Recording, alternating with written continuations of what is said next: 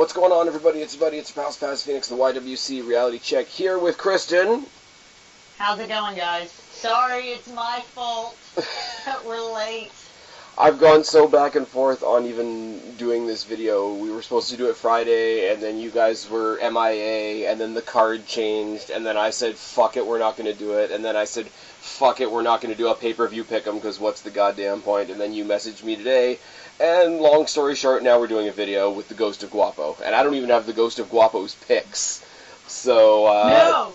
We're still doing the pick 'em, but I might actually win now, because it's only two of us. You might actually win now because nothing makes sense. Is that essentially what you're going for? That's true, yeah. Nothing makes sense. Therefore, I have a very good... Think about it. The one show I did good, granted we combined NXT, that first show, I knew nothing about what was going on in NXT. I was just picking blindly, and I fucking won that. Until we combined it with the pay-per-view. I'm definitely sitting here, wishing we were at TakeOver War Games right now. I'm definitely sitting here wishing we were talking about Survivor Series right now, even though that main event is going to be bizarre. Can we talk about that for a second? You want to talk about Jinder versus Lesnar? Can we talk about that there will be now 2 pay-per-views in a row that the Universal Championship is not defended? And we still won't have a goddamn Universal Champion on the show? Jinder, though. I don't even care about that. At least Jinder... I don't like Jinder Mahal. We all know this. No. But at least he's on the fucking show. At least he has a character. At least he's, there. Yeah, but they've, sacrificed... Okay, not so much John Cena, because John Cena's, untouchable, but, they sacrificed John Cena and Shinsuke Nakamura in the name of trying to make Jinder Mahal a decent champion. That's rough. Even with that, I hate it less than Brock Lesnar. Yeah. It's weird, though, because Jinder, he's got the cool, heel character. You can see he's really starting to, feel it. He's got the backup. He's got everything sort of going for him, but the fact that I don't give a shit about his matches. Which is a bizarre thing to say. He's not very good. Yeah. And it sucks, because he used to be good. I always go back to it. I used to stick up for Jinder a lot. I used to be, go back to when they first established the NXT Championship, the finals between him and Seth Rollins. Great fucking match. He's gone, as he's gotten more attention, his wrestling skill has gone down. It shouldn't be this way. No, it shouldn't, but it is. Anyways, I really don't want to think about that very much, because I'm gonna rant about that in a couple weeks when we do Survivor Series, and hopefully Guapo's with us, or at least we have the Ghost of Guapo's picks. But, so we don't live under a rock. We read the dirt sheets. We watch WWE.com. We know there's been 2 major changes to this pay-per-view card. And basically what you and I agreed to before we started recording, we're going to talk about the card as it was, and then we're going to talk about the changes that have happened. Because I think the changes don't change my picks at all, sadly enough. Yeah, realistically. They make the picks kind of irrelevant, but I mean, you think you're going to win. Our buddy Cheney is actually cutting heel promos in the comments section now. He's bitching because I bitch that he wins all the time. And then after the last pick'em, and Cheney, I'm just kidding, buddy, so hopefully you don't cut my head off, but he came at me in the NXT review after Hell in the Cell. He's like, I hope you guys know I threw the game on purpose. Shout out to Cheney. Cheney's a good sport, and he's the only 3-time winner. He's trying to convince us that he's not cheating, so he had to throw that match in order to try to throw us off your trail and fucking onto you, Cheney. I don't know, man. Friggin' the new kids on the block were the friggin' married marks, and they came second to me. So I'm just saying. They did all right. Cheney's saying he threw the match. He's doing that to prove that he's not cheating. Heel promo. And he doesn't. It's not cheating. You're totally cheating. I'm going full Ms. R-Truth conspiracy theory on your ass. You're fucking cheating, Cheney. You're trying to trick me. Little Jimmy told me you're trying to cheat. Little Jimmy told me you're trying to cheat, and I am onto you. I am onto you. Alright, so the kickoff is bizarre. Okay, I will say one thing, though.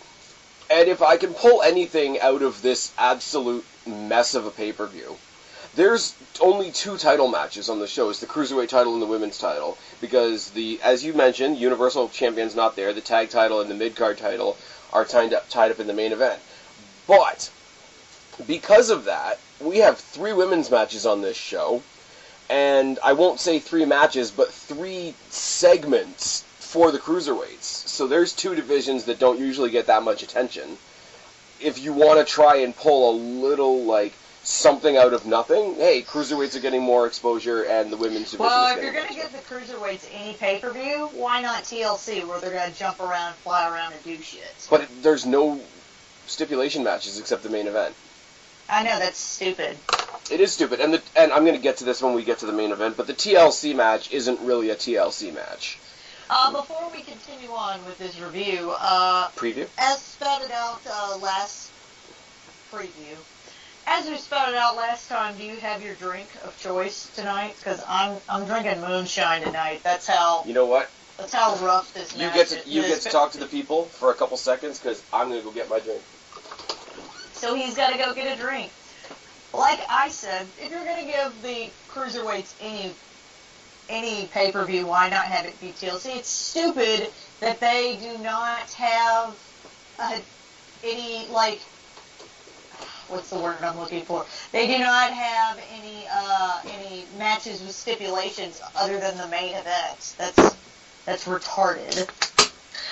Spaz did say that there are 3 women's matches. Only really 2 of them make sense to me. Apparently the third one, Sasha Banks versus Alicia Fox, has something to do with the fact that Alicia Fox was bitching on a podcast about how they're not using her. Pretty much. She was on Lillian Garcia. She was on. I don't listen to Lillian Garcia's podcast. I've meant to. I didn't know Lillian Garcia had a podcast. Well, she sort of parted ways with WWE when some health stuff went down with her dad. So she focused on some music stuff and started a podcast. Apparently, I think it's like the rail to glory or something. Like it's some metaphor coming down. Everyone and their mother is a podcast, including us. I do not have a podcast. That's kind of what this is. This is not a podcast. This is kind of what that is. You had a podcast. I did have a podcast, and it's kind of what this is. Well, fair enough. The only thing you do is that you put it on YouTube instead of on, iTunes or SoundCloud. So is it a Ucast or a Tubecast? I would say, I will give you Tubecast. Nice. So this is officially a Tubecast. Well, I was actually talking to the Married Marks a day or 2 ago, and I came to the term of, because this is a prediction show, I think I called it a Predicast, which just sounds weird. It sounds like something you get before you break a limb. Yeah. Yeah, I'll give you that. It's weird. I didn't think about it that way. But anyways, yeah, no, the sum total of all this is Lillian Garcia has a podcast talking to a lot of wrestlers, a lot of other athletes, etc. But the bulk of it is that Alicia Fox went on her show and was like, it'd be nice if I was on TV. It'd be nice if after 10 years I had a T-shirt. That's not true. That's not false, yeah. That is not a false statement. I mean, she, aside from Natalya, I'm trying to think of the current roster. Aside from Natalya, Alicia Fox, I think, has been there the longest. I think it's a pretty, yeah. I'm not sure. Unless you're counting Mickie James's entire WWE career, we're counting from the beginning. Right. Then Mickie James too, but. But she took a long break in Nashville, shall we say? Oh. But basically, within about a week of her being on that podcast, and I guess because Lillian Garcia still does have ties to the WWE, so she might have given them a heads up. It's like, hey, she said this. It might be a bit questionable. They put her on TV a hell of a lot more. They've had her doing the crazy Alicia Fox shtick. They gave her a T-shirt. It's not great. I wouldn't buy it, but hey, merch is merch. And Sasha Banks isn't in the title picture right now, but she's part of the Four Horsemen. And let's be real for a second. She's other than Alexa Bliss, she's practically the face of Raw. It's true. But what I was going to say before this match was added to the card is it's nice that we have 2 women's matches instead of 1, and neither of those matches consist of the 4 horsewomen.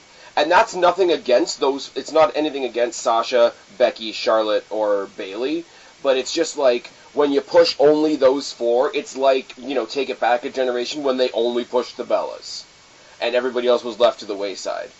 And I mean, now, on SmackDown, the title picture consists of, Charlotte, but like Natalya and Carmella. And on here, you've got Alexa versus Mickey, you've got Asuka, who we're going to talk about later on in detail, versus Emma, who's another one that's needed a lot of attention. It's nice that, not that I want to shun the 4 horsewomen, because they are great, but it's like, well, it's nice that after, we've had them for like 2 years, and everybody was very excited to have Charlotte, Sasha, and Becky come to the main roster, but we did kind of see a lot of them at once. They were kind of like oversaturating the market. But they were they weren't even like spread out over stories. It wasn't like Charlotte versus somebody, Bayley versus somebody, Becky versus somebody. No, they were just fighting each other. The same storyline. Yeah. I mean, they recycled Charlotte versus Sasha for like the entire second half of 2016. I know we're going back a subject. I just went and looked up Alicia Fox's shirt. It's not bad. It looks like something like somebody made. It in clip art? It's very clearly something somebody made very quickly. Somebody Googled a cartoon fox and put it on a t-shirt. And said, crazy like a fox. Yeah. It's not awful, but... I can't help but think that, somehow Alicia Fox and AJ Lee would be a tag team right now if AJ Lee was still in the company. I wouldn't hate it. And if they're going to give Alicia Fox a legit push after this, I wouldn't exactly hate that either. I wouldn't. I've never been a huge fan of Alicia Fox just because I feel like, she, even after all this time, she's still very green. I don't think she...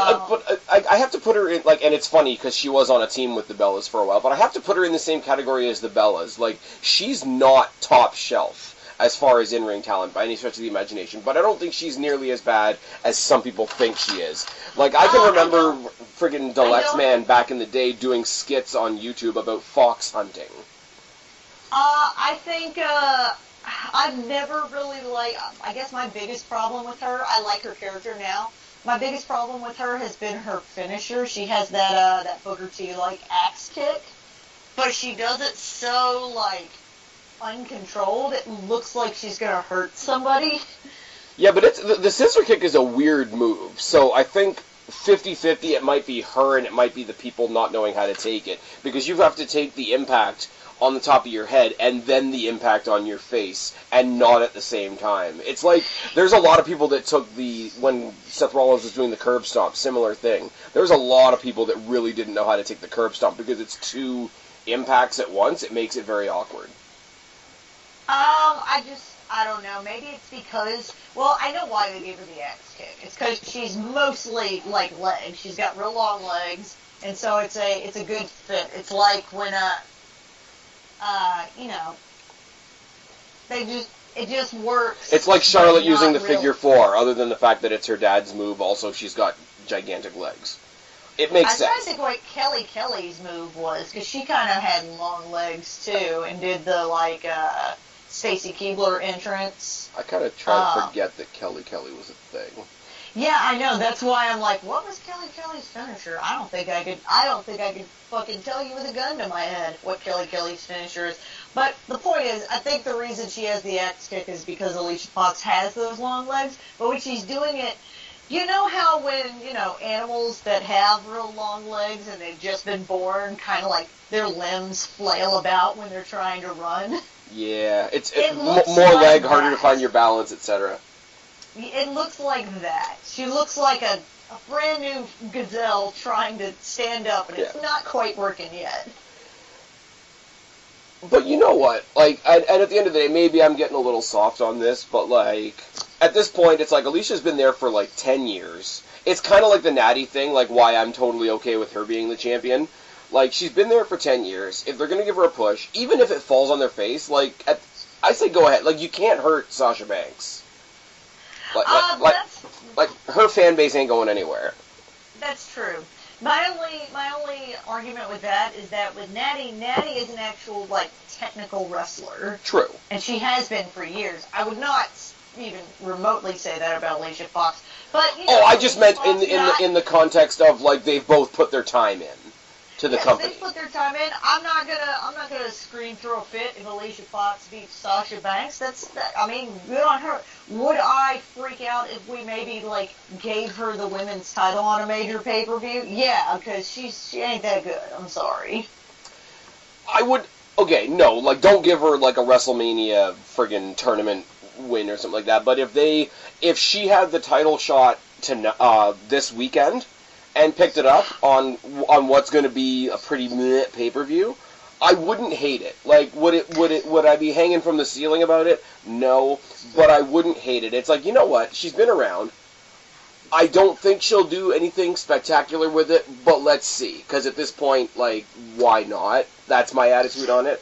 But with this, it's a what do you call it? It's a kickoff match.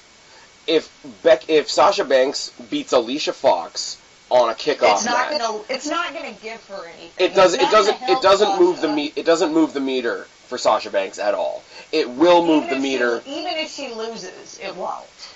True, but like, and as I say, like it won't move the meter the other way if she loses, but it will move the meter for Alicia Fox, and that's why I've got Alicia Fox, and I've actually got Alicia Fox at 3. I have Sasha Banks winning at 3 because I think they just gave her a pay-per-view match to appease her. But like I said, I wouldn't be very surprised if if Alicia Fox won. But I just don't think so. And I mean, the other thing too is like if they're gonna try and give us like quote unquote somebody other than the 4 Horsewomen, I'd much rather see that opportunity go to Alicia Fox than Dana Brooke. Yeah, they're still trying to work on the Dana Brooke thing. Last I saw, are they still doing this? I've missed a Raw or 2, guys. Yeah. Are they still, like, she was doing these segments with, like, the Titus guys? No, I haven't even actually seen that, really. Titus... Yeah, I saw those. She was doing these backstage segments with the Titus. For a second, she was trying to be part of the, like, Titus O'Neil brand. Well, on Raw this week... Which I thought would have been interesting. On Raw this week, they had Jason Jordan with the Titus brand in a 6-man tag. Oh, why, dude? Really? You're going to stick all the black guys in one faction? Okay, because... Didn't we already do this with New Day? Oh, my God. Oh, man. Okay, because Titus O'Neil was actually in the match, which doesn't do anything for me whatsoever. But if Titus stayed in the manager's role, I'm sorry, Apollo Crews and Jason Jordan is a tag team I could get behind. I know how it looks, don't get me wrong. I would like the tag team too, but I'm just saying. But they're not all black guys. They got really Tozawa in there. They got Tozawa in there. Like, all they need to do is, like, ask Alicia Fox to be part of it, and we're just going to stick all the black people over here. Hashtag anybody but Naomi. Actually, you know what'd be really weird? Naomi joins. No, false. False. There's not a lot of things that Titus O'Neil is better than, but Naomi's one of them. Throw Ember Moon in there. That would be really fucked up, too. Ember Moon is Sister Abigail. Oh, wait. No, she's not. All right. We are going to talk about how stupid we're going to get there. We're going to get through the kickoff show first. Jesus. You don't watch 205 Live at all, do you? Nope. So Drew Gulak is coming and continuing his 700-point PowerPoint presentation on how to make a better 205 Live. And it's about as good as it sounds. Basically, he comes out on... I watch 205 Live occasionally. It makes good filler, like, while I'm doing other shit. He comes out in a suit, and he has, like, a legit PowerPoint thing going on the Tron. And it's like things that could make 205 Live better. No flipping, no jumping, no chance, da-da-da-da-da. Like, he was facing Mustafa Ali, and he was like, no flipping. So obviously he won with like high-flying maneuvers and whatnot. And when he started facing Tozawa, so he started doing like the no chant thing. So he's going to continue this, and somebody's going to come out and face him. And seriously, I hope it's Mustafa Ali, because they're not doing much with him right now, but I really hope they aim him towards the title, especially considering we lost somebody from the Cruiserweight division that I'm going to talk about later. But Mustafa Ali or Cedric Alexander need to be like the next. Mustafa Ali has what I'm going to call Justin Gabriel syndrome, which means everybody loves him. He's got a real fancy move that everybody... Oh, I think the exact same move that Justin Gabriel had. And, No, Justin Gabriel had a 450. Friggin' Mustafa Ali's is the 054. Because it's actually an inverted 450, which looks pretty sick. Okay. Like I don't want to be, like, cheesy like this, but that's a move that should win a title. I'm just saying...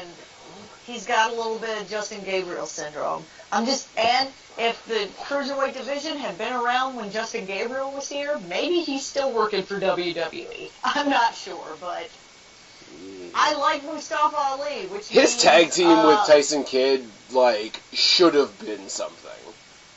Well, yeah, but now Tyson Kidd is hurt. Well, yeah, but if they had stayed as a tag team, he wouldn't have had that match with Samoa Joe, and he wouldn't have gotten hurt. Dun, dun, dun!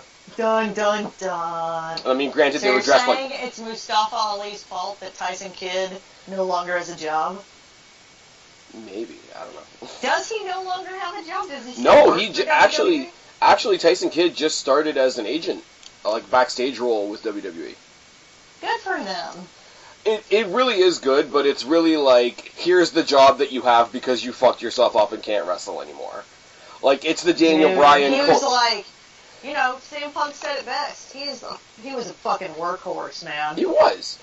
And, like, right now, Cruiserweight division... Okay, you say Justin Gabriel. I say Tyson Kidd would have destroyed that Cruiserweight tournament if he was in it. Tyson Kidd would have been good, because Tyson Kidd actually, you know, talked. Justin Gabriel talked, and I love to listen to him talk because of that accent, but most other people could not fucking understand him. Right. Yeah, but they're going, like, super international with their talent now, so I don't think that would even stick out anymore. I wanted to go, just sit there and look pretty. Well, that's shallow. Fuck you and Guapo talk about me and Alexa Bliss every show. Fuck you. I appreciate her as a talent. You go fuck yourself, Spaz. Are you saying that she's not a good talent? I'm saying she's a great talent. Are you saying she's not the best heel that they have in the women's division?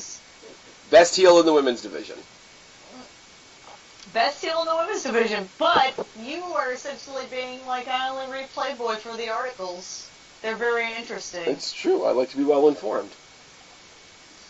Let's finish the pay-per-view. You know, somebody tried to argue with me on Twitter, like 2 nights ago, that Carmella was a better wrestler and a better heel than Alexa Bliss. That person is delusional. Who was that? I don't know. I think I blocked them after I was done laughing. Person who was arguing with Spaz, if you're listening, you're delusional. You dumb. You dumb. That is the most... I am not knocking Carmella either, because No. I like Carmella's character. I think she's still a little green wrestling, but she is not bad on a standard that I watched women's wrestling in 2007, okay? So when I'm like, she's pretty good, okay? I know She's not it's terrible. bad. They have her out there in like a one-piece bathing suit now that looks really awkward because it says fabulous on it. That's weird. But you know what's funny though? You know what I love? Put her Enzo out Cass there in 2007 with like Kelly in there. Carmella's the best wrestler they have. I'm just saying. Enzo Cass, Carmella. Babyface team splits up, and now they're all heel. Yep. I would love to see, like, Cass, how he is now, Enzo, how he is now, and Carmella, as she is now, get back together. That'd be cool. And just, like, take on the Shield, because, like, there's only 2 of them, so. Womp womp. So, that later too. Speaking what of match are we talking about? We were talking about the Drew Gulak thing, which is going to be really dumb. Oh, okay. I don't even, fucking have this on here. Yeah, it's not a match, so there's nothing to predict. I predict that he's going to be interrupted by Mustafa Ali. I predict that, too, because anytime somebody has a segment on a pay-per-view, they will probably be interrupted and have a match. Yeah. Well, Miz is there to host the Please Interrupt Me show. Yep. Anyways, match that's actually on the card with the Cruiserweights that I think is going to be a pretty fucking good match is Cedric Alexander and Rich Swann versus Brian Kendrick and Gentleman Jack Gallagher. Gallagher's now heel. I like it a lot. Cedric Alexander should be going for the Cruiserweight title, but he's not. Rich Swann is not as annoying as he used to be. Kendrick is still Kendrick, which is awesome. He still looks like a truck stop crack whore. And Gallagher as a heel is fantastic. So I'm looking forward to this, even though I don't think it's going to go anywhere. I think it'll be a good match. If 205 Live does nothing else, they put together matches that you're like, for people that want to watch, that don't really care about a storyline, they just want a match, purely for a match, which there's another match newly on this card that's pretty much that to a T. Yeah. 205 Live gives you those matches that, like, we don't really know why these guys are fighting, but they all are really good, and here you go. Okay, but you know what, though? My response to that, and I agree with you, like, 9 times out of 10, I can't get into something unless I know the story and the characters and whatnot, but the Cruiserweight Classic proved that was not a thing.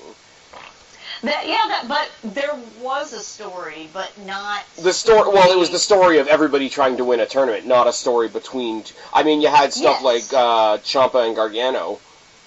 Well, and you had their backgrounds, you had, T.J. Perkins talking about how he was homeless for a while, and... they had their individual stories, and their individual stories were their real-life stories. I just mean, it's not like...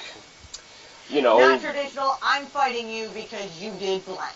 I'm fighting you because I don't like you, and by the way, you happen to have a title, and sometimes you defend it, and here we go. No, and, a storyline doesn't always need a title, and so I would argue against the idea that the Cruiserweight Classic did not have a story. It just didn't have a between the people story. It didn't have a story between the wrestlers. I'm still shocked to this day that they did Ciampa versus Gargano in round 1. That's still... I don't... We're totally off track now. Gargano, when he hits the Cruiserweight division, it better be better than it is now. So yeah, I'm thinking the heels are going to take the tag team match because Gallagher's just turned heel, and that's what we're reinforcing at the moment. I agree. Kendrick and Gallagher. I think it's awesome that since Gallagher turned heel, he doesn't wear ring gear anymore. He just wrestles in his suit. It's the most simple but yet most obnoxious thing going. I agree. I hate it when I agree with you because then I just feel like I'm like, yeah. And? Yeah, like I say, the whole Cruiserweight situation we're going to talk about... Actually, right now, because the next match we're going to talk about is also a Cruiserweight match, and that is Enzo with his... I know we're not big on numbers. I'll put that on a 5, out of 5. Oh, okay, I guess I should write that down then. Sure. What did you have? Who? Gallagher and Kendrick. Alright. See, I went ahead and thought that we weren't doing the thing, so I wasn't prepared to be writing stuff. Anyways, Enzo Amore and Kalisto. Now we can talk about the elephant in the room named Neville. What do you think about the Neville situation? I'll let you go first.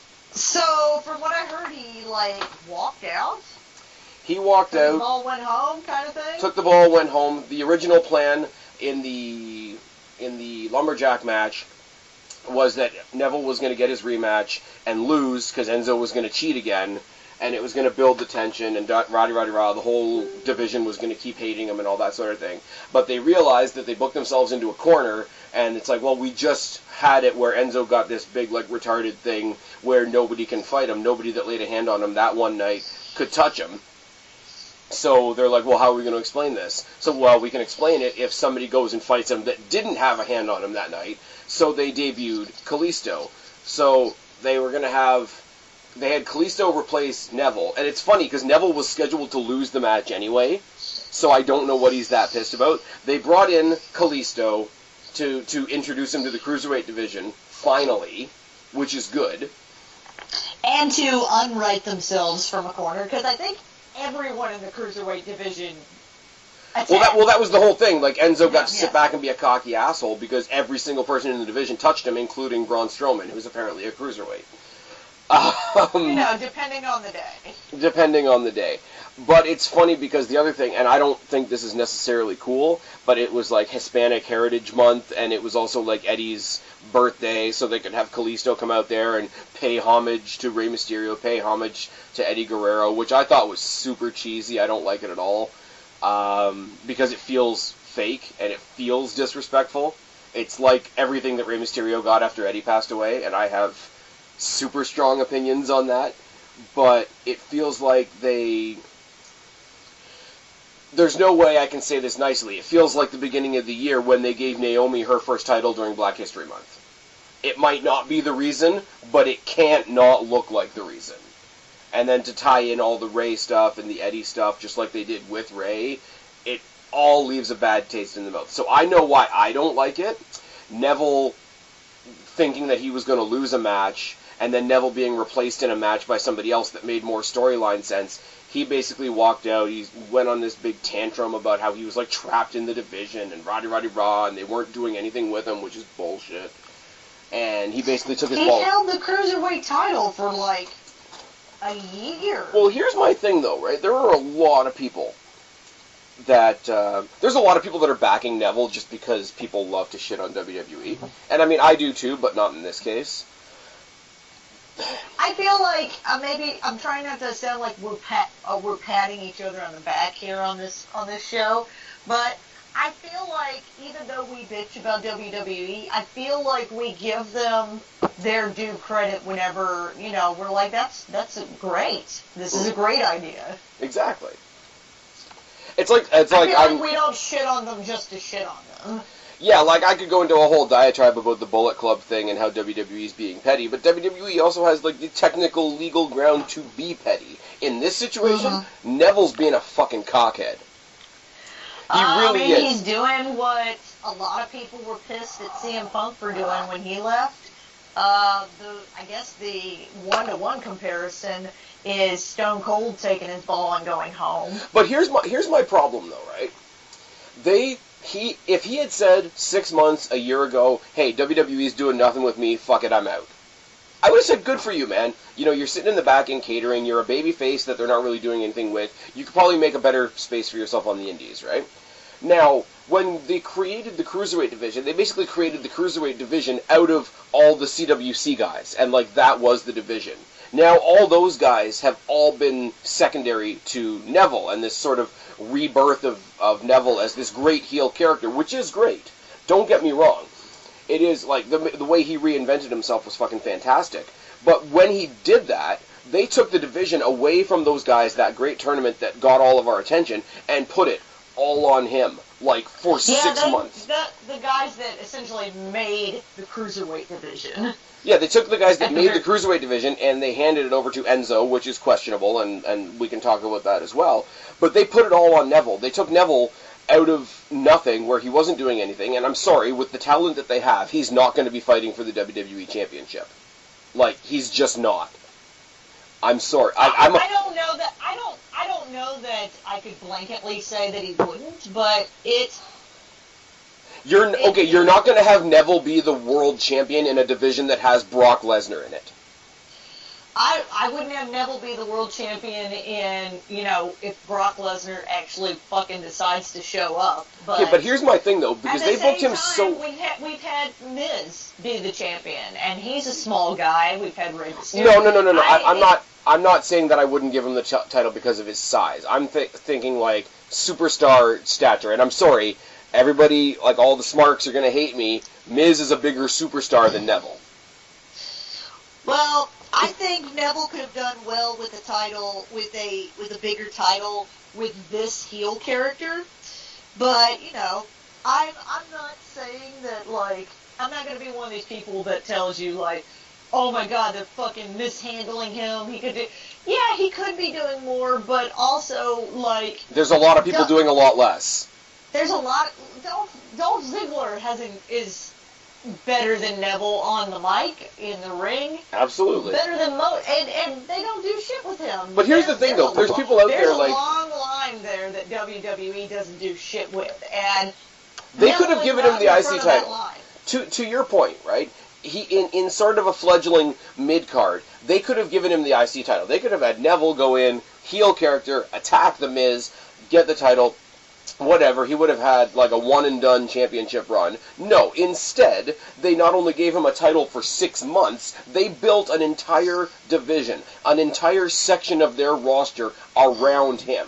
And what bothers me about that, what bothers me about him saying, fuck this isn't good enough, I'm the fuck out. What does that say to every single wrestler in that division that he steamrolled over in making himself the strong cruiserweight champion that he was? When he went over guys like Tozawa, when he went over guys like Cedric and Rich Swann and TJP and everybody. So here's all these guys that have been mowed down in the name of making Neville this strong in the division. And so their bodies are all laying in wake, and he all of a sudden one day says, fuck this, I'm out, because he doesn't want to lose a match to Enzo. Fuck off. I'll just say what I'm sure a lot of other people know, and know to be true. When it comes to, I don't know if he thinks he's going to get something out of this, or if he is genuinely fuck it, pulling a CM Punk, where he's I'm out, I don't really care about coming back, kind of thing, or if he's trying to get something out of WWE. If he's trying to get something out of WWE, I mean, not to discredit you or to make you belittle you or anything, Neville, but fucking bigger people than you have tried to get WWE to bend to their will. And if Stone Cold Steve Austin isn't bigger than the company, then you fucking aren't either. I don't even think it's that, though. I don't even think it's necessarily that, because you are right. You are 100% right. If Austin couldn't do it, who could? If CM Punk couldn't do it, who could? But it's also the thing of, Neville threatening to leave isn't a threat. Because for every Neville that leaves, there's 20 other people that wish they had that spot. Exactly. For every Neville, there's a Johnny Gargano and a Cedric Alexander and an Akira Tozawa and XYZ, XYZ, XYZ. And what I love, and I'm sorry, I didn't think I was going to go off on this much of a tangent about it, with this and Cody Rhodes and all the Bullet Club shit that's going on, the big popular thing for everybody that's shitting on WWE is, everybody that doesn't like what's happening with them, they should just all leave. They should all just jump ship because they can make it better on the indies. The only reason any of those guys, be it Neville, be it Dolph Ziggler, be it a couple of other people that are talking about leaving, the only reason they could make a killing on the indies now is because they were in the WWE and because they did have that platform. So go fuck yourself. I 100% agree with that. I mean, nobody's going to care about a person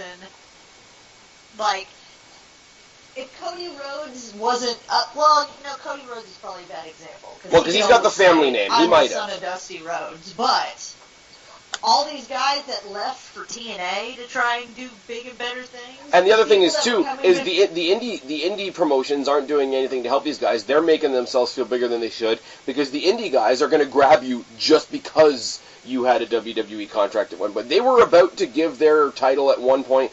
TNA was going to give their title at one point to Brodus Clay.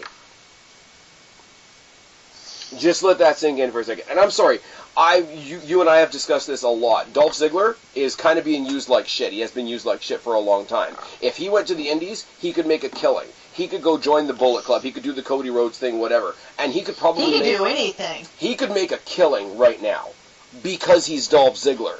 Take it back 10 years, who the fuck gives a shit about Nick Nemeth? Exactly. I'm so, all these guys that are I don't need the WWE, everybody wants me. It's no, everybody wants your resume because it includes WWE. You need to check your shit of it. And because the smart marks that loved you in WWE and said nobody was using you will come over Or the smart marks that are sitting there in ROH or, fuck that owl wrestling, that all you need to do is pick up a microphone and say, I don't like the WWE, and that's all you need to do to get cheered now. I do not disagree with you there. Anyways, getting back to the actual match. I hope if he's leaving that he's doing a fuck this, I don't want to do it anymore. Because if he's doing a fuck this, fuck WWE, because I'm going to make a big statement. Yeah, if you're pulling a CM Punk and leaving, just more power to you. As WWE would say, good luck in your future endeavors. But if you're doing it to try and get something out of WWE, I just don't see it fucking happening. Or if you're doing it because you think you're gonna hurt WWE. I mean, I will say again, look at the card we're talking about. Look at the two names that are missing from this card. But you know what? The show's still gonna go on.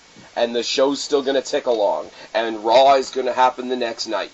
And SmackDown is going to happen the next night, and NXT is going to happen the next night. And, long enough, no one's going to remember that you walked out. You know who else walked out of WWE that nobody, gives a crap about? Ryback? Gail Kim. And Gail Kim is 10 times the wrestler you are. Actually, I will say, of the whole, it's too bad WWE lost them type conversation, I do hear Gail Kim brought up a whole lot. It was, and I feel like Gail Kim had a much more legitimate reason for peacing out. Oh, yeah. Didn't she, literally walk out of a battle royal and leave the building? Yeah, she was supposed to be eliminated within, 2-3 seconds, something ridiculous like that, and so she threw herself over the ring. And this is not in the glorious rebirth of the WWE Women's Division. This is when the division was still shitty, and you had Gail Kim on there, and you're like, eliminate Gail Kim in 5 seconds. Yeah. Whereas Neville in the Cruiserweight division is a great wrestler in an entire field of great wrestlers. Exactly. And I mean, I'm sorry, even if they didn't, there's other people they haven't even called. They can go back to the Grand Metaliques and the Lince Dorados and the guys that are only on 205 Live that don't even see the light of day on Raw. They can bring up friggin' what's his name, Hideo Itami from NXT if they really need somebody. Not only does it not matter about, if I was talking to Neville, I'd be like, not only does your statement not matter, you don't have much to make your statement about, because out of all this talent, you got treated pretty fucking good. Wow, that was a rant. Yeah. And his crybaby thing of how they intentionally left him out of tournaments. They left him out of the CWC. They left him out of the UK tournament. Those tournaments that were supposed to introduce new talent when he was already on the main roster. And he was featured during the UK Championship because he fought Aleister Black in an exhibition match. And I will say it was one of the better matches of the show. You were an NXT, I think at the time, the longest reigning NXT champion at the time. Yep. He beat the guy that beat Seth Rollins. You haven't been mishandled. Maybe you didn't do anything, but... Shall we talk about the cruiserweights now that we've gone on that weird rant that we went on? Enzo, I want Enzo to win the title back so bad. I do too. I think it'd be interesting. I think the only reason they took the belt off of him was because they did write themselves into a corner there. I have Enzo winning, but I only have it at 2 because I'm not surprised. I wouldn't be surprised if Kalisto hangs on to it. I will say though, but I feel like if they got rid of Enzo, then there's really no point into bringing him in the cruiserweight division. I will say that it does a very strange thing for the cruiserweight division. Is it pisses everybody off, but it pisses everybody off in 205 Live's favor.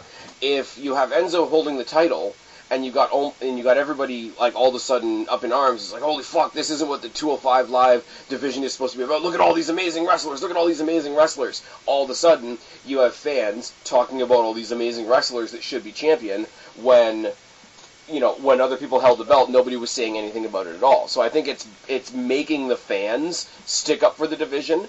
And they've also got this little dynamic where, like, yeah, the Cruiserweight division has baby faces and heels, but they all came together to hate Enzo.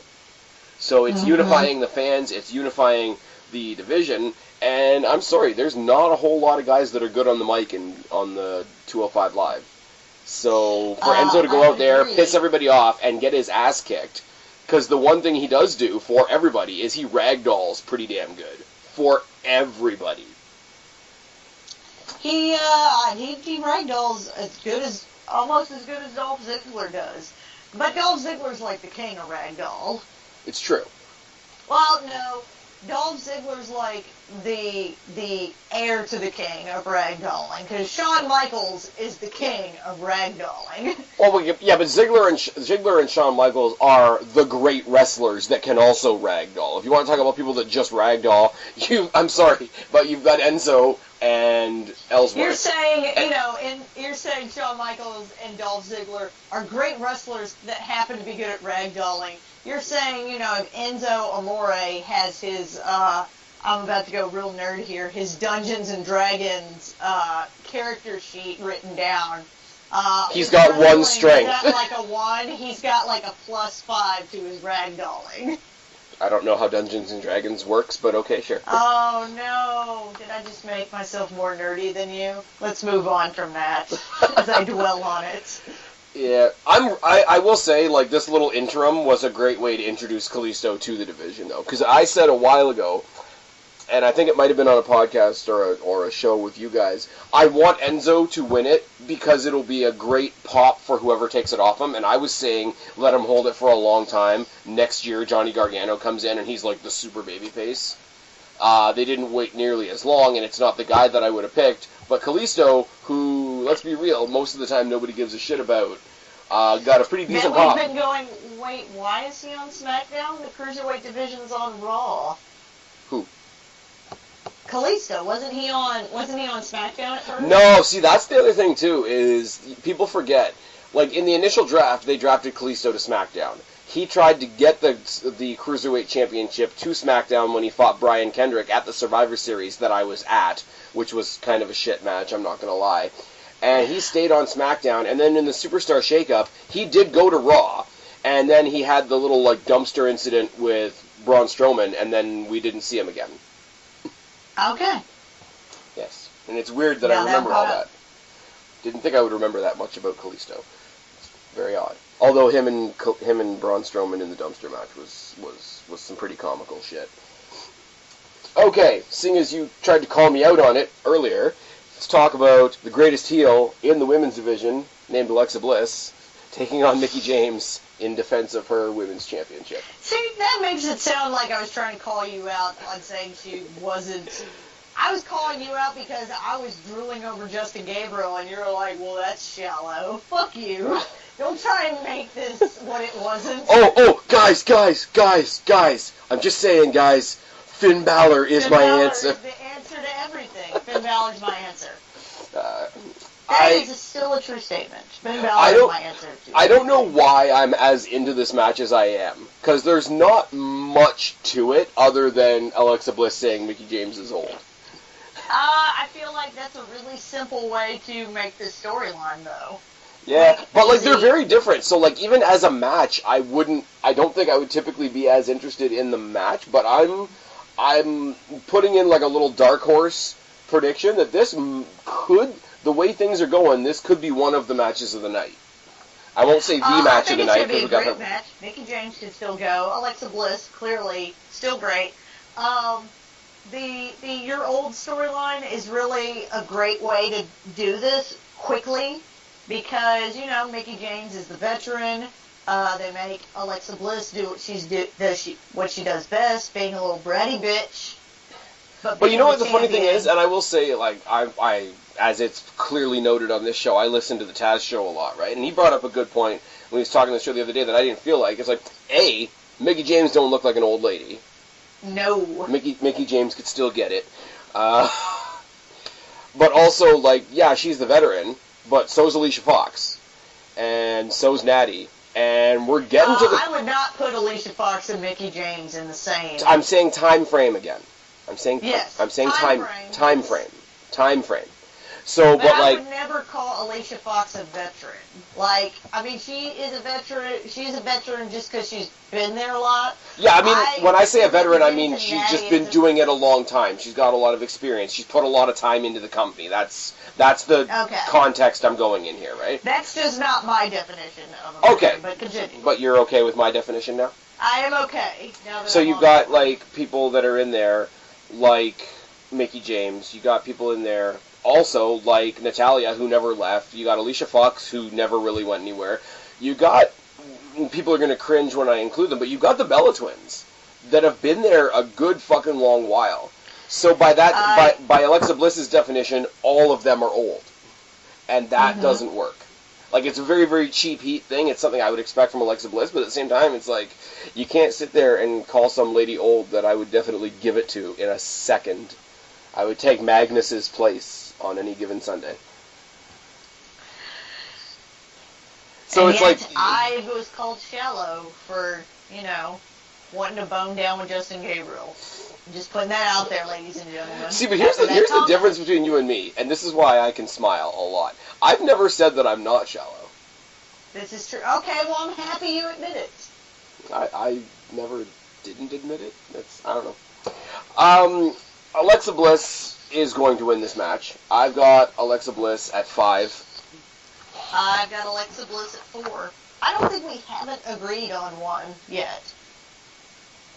Yes, we did. I think Fox has a chance of beating Bliss. Beating Banks, rather. Okay. I think it's going to be a great match. I think Mickie James is going to pull more out of Alexa Bliss than we've seen so far, which is really cool. Again, the same person. Saving Alexa Bliss's title change for Asuka. Oh yeah, that's going to be a thing that happens. I don't know. We'll talk about it when we get to Asuka. Yes. I don't know if I like that, but continue. Yeah, it is what it is. Same person that argued with me about some other stuff about the Carmella thing and whatnot, also tried to tell me that Mickie James deserves to win this match, which could be debated, and that if she loses, it'll be an insult. My response, and you being one of the biggest Jericho fans I know, I think you'll agree with me on this, Mickie James is basically the women's division's Chris Jericho right now, and I'm all here for it. I would agree with you on that. Mickie James doesn't need this women's title. Would it be awesome if she won it? I think they'll give it to her at least once. I wouldn't hate it. Still here. I wouldn't hate it for sure. Mickie James. I think she will win the women's title. I don't know if she's going to win it from Alexa Bliss. I would not be surprised if she won it from Alexa Bliss and then Alexa wins it back like they did with Sasha. Yeah. Just to give Mickie that I've held almost all the women's titles, and I mean, Mickie James has. She's until the invention of the NXT Women's Title and these two Raw SmackDown. I was going to say titles, like Mickie James held on to every title in televised wrestling. I'll give it to you. Somebody sent it to me earlier today. She was the old women's champion, the old Divas champion, the Knockouts champion. She fought for the Knockouts Tag Team Championships. I don't think she ever won them. And she has fought for the NXT, SmackDown, and Raw Women's Championships. Did she fight for the SmackDown Women's Championship? Yeah, she eventually turned on Alexa. Oh, you're right. Yeah. Well, I don't want to say she hasn't held them, but it's like Natalya and Charlotte are doing the whole, like, all of us have either fought or held Women's Divas, NXT, Raw and SmackDown, like either fought for or held. It's kind of a loose definition, but I mean, you got Charlotte who's held all three. or will hold all three at some point. Will at some point. Alexa hasn't. Charlotte will be the first one to hold all three. I feel really bad that they never gave Alexa a chance to wrestle as much on NXT because they were using her in the Blake and Murphy role. Because you can't but Blake and Murphy needed her. They fucking. Oh, they totally did. They totally did. But it robbed her of a resume point that she can't go back and get. No, but I think at this point she doesn't need it. Oh, no, I don't think she needs it, but she'd be one of those ones that I would want to have the distinction of holding all three current women's championships. Being a Grand Slam women's champion. That would only be a triple. Grand Slam is 4. Well, we don't have it. Well, actually, Mickie James probably is a Grand Slam women's champion because she's held everything. Grand Slam. Not in WWE, just within her career. Until the invention of these new titles. Well, no, she's a triple as well because she was women's divas and knockouts. There was no fourth title. Anyways, I could be wrong. She could have gone somewhere else and won something. You know, somebody is going to get super decorated in WWE and then go win the Women of Honor title and be like, I'm the true Grand Slam champion. I don't care about Ring of Honor. Is there a Women of Honor? I don't know much about it. Apparently, it's a totally separate show. Apparently, it's under the ROH umbrella, but it's its own thing. NXT is its own thing from WWE. Apparently, they're Women of Honor. I know there's a Shimmer Championship, which is kind of like the ROH for women. Yeah, but Shimmer is a completely separate company, though. I know, it's a completely separate company, but I'm saying it's like the ROH of women's wrestling. Yeah. No, I think it's, relatively new. And again, I go back to, I've heard a couple people interviewed on the Taz show, so I don't have, all the details. I'm obviously not a Ring of Honor guy. Because Natty has been on Shimmer. Fair. Natty and Beth Phoenix were both on Shimmer. I don't know if they won a title there, but I know that they were on Shimmer, because you could see a video of them wrestling. I can't help but think that Natty could get a good match out of Dana Brooke, for some reason. Because they're both, more stronger, more powerful women. I think Natty is one of those people that kind of almost like Chris Jericho, could get a good match out of anybody. Fair enough. Anyways, let's talk about my one prediction that I'm pretty sure is going to have every single person listening to us right now laughing at me a whole lot. Let's talk about Asuka versus Emma. Why are people going to be laughing at you? Because I'm picking Emma at 1. Why? I'm fascinated. Why? Because, A, WWE's been doing some stupid shit recently. Oh, by the way, I had Alexa Bliss at 4. I know, I already wrote it down. Oh, okay, I didn't remember after that. Anyways, this is leftover. Chris theory about Emma winning. Continue. B, WWE has treated a whole lot of the NXT talent horribly.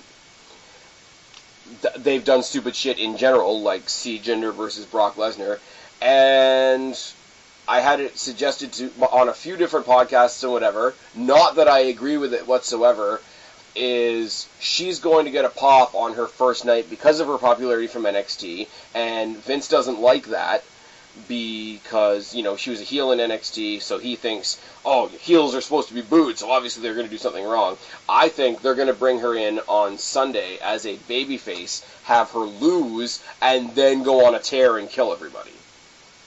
I don't like it. It's the furthest from what I would personally do, but I have a sneaky suspicion that it's going to happen. So as little a vote as I can put on it, I think WWE are going to be dumb, and I think they're going to have her lose. I think you're absolutely wrong. I think there is no way you bring Asuka on your show and not have her win on her premier pay-per-view on the main roster. Nakamura versus Jinder. That wasn't his first pay-per-view match. It was his second. But still, it was not his first pay-per-view match. Okay. Okay. As I said, I'm okay. Again, I have to reinforce. I'm not saying they should do this. I think it's dumb. You have it at a 1 too. So. I do. I have a sneaky suspicion. It's just like when we get to Survivor Series. There's another big dumb move that I think WWE is going to do, but we'll get to that when we get to it. I could not disagree with you more. I have Asuka winning at 7. Like, clearly we could not numerically disagree more on this match. It's just not possible. I want to be as sure of it as you are. Can I say that? Yeah. But I just feel like the amount of astronomically dumb shit that WWE has done recently, like this, for anybody that's on the fence about like is WWE dumb, like this is the one that tips the pot. Here's what I feel is going to happen. She is going to beat Emma, have her grand match. SummerSlam is next, right? Survivor Series? Sorry. Whatever the fuck next pay-per-view. I don't fucking care. Because I don't fucking care about the next pay-per-view. Because, again, I'm not going to have a Universal title match. But anyway. Or a WWE title match. That is neither here nor there. I think what is going to happen is at this pay-per-view, she has her big welcome to the main roster thing, and she fights Alexa Bliss at the next one, because I think they are backing off on Sasha Banks, because, I mean, she's like, what, a 5-time women's champion at this point? Like, and see, I don't want that. I don't want her to have, like, obviously whenever she gets the title, she's going to squash the division. She's going to be the new Neville. But, like, if you give her the title... I don't know that they're going to have her squash the division. I feel like she'll hold the title for a little while. But I don't think she's going to do what she was doing in NXT, which is just mowing down everybody. And see, you could do that in NXT, because NXT was great about having more than one woman's story. Because you had Ember Moon and Asuka, but on the low side, you also had, like, somebody was always dealing with Peyton Royce and Billie Kay. You had Nikki Cross and Ruby Riott having their little feud. You had, like, the tournaments that were happening and the Battle Royals that were... Like, there was so much happening that it didn't matter that their title situation was, like, super obvious. Asuka wins, LOL. But, like, really... other than this pay-per-view, because they had to fill time, let's be real for a second, it's really, like, the title and the one or two people that are going after it. So I don't think they can book her like they did in NXT. No, I don't think they will, but what I don't think is going to happen, but what I would like to happen is I would like for Asuka to be champion when they bring Ember Moon up, and then finish that feud, finish that rivalry that Ember Moon has never been able to beat Asuka. But I also don't think that absolutely needs a title either. No, it doesn't. And what I would like to see, and we talked about it before, because I don't want Asuka to be champion right away, especially with the women's, because, like, yes, there's a couple different titles they can go for, but if you're on Raw, there's one title you can go for. If you're on SmackDown, there's one title you can go for. If you're on NXT, there's one title you can go for. So it's almost that, like, once you're the champion, what do you do next? I want to postpone her being champion. I agree with you. I think that they're going to put her up against Asuka next month's Survivor Series. Here's what you do. You get her real close. You get her where she's absolutely dominating the living shit out of Alexa Bliss. Run in by Paige. Paige comes back and with then have her feud with Paige. And then have her feud with Paige. Paige like, is going to SmackDown, though. That's not a good idea. Xavier Woods is there. Come on, man, let it go. She's I'm engaged / whatever to Alberto Del Rio. I'm not even making the joke, really. I'm saying that's, like, legit not a good idea because so many people are going to talk about the two of them being on the same roster. And I think she was drafted to Raw.